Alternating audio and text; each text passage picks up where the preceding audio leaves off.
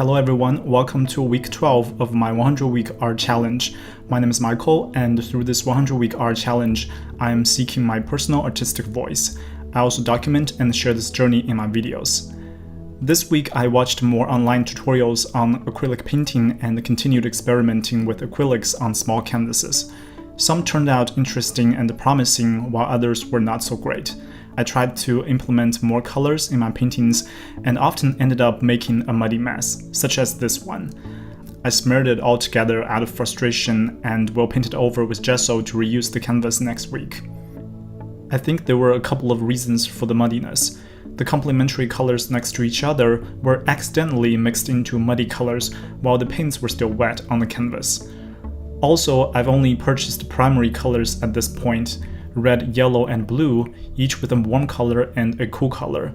I had to mix every other color I needed, and the process was too hasty and not well planned, so I ended up putting a bunch of incompatible colors on the canvas, making the entire painting dull and muddy. With that being said, overall I am moving forward, and even if a painting didn't turn out as pleasant as I'd like, it's still part of my progress and exploration, and it's unique in its own way. So here are the paintings I consider finished during this week. This 12 by 9 inch painting predominantly has green and red complementary colors.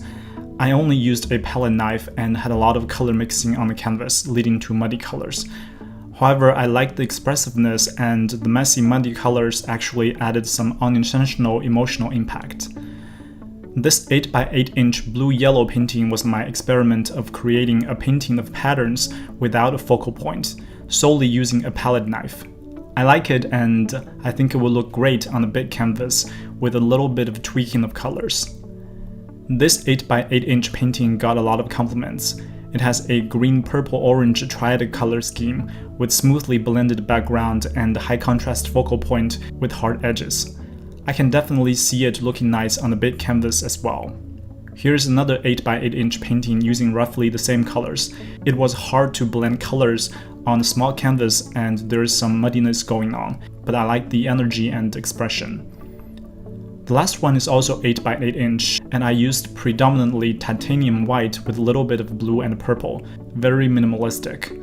Watery colors naturally drop down, forming organic textures, and after it dried, I glazed it over with a bit of red and purple hue.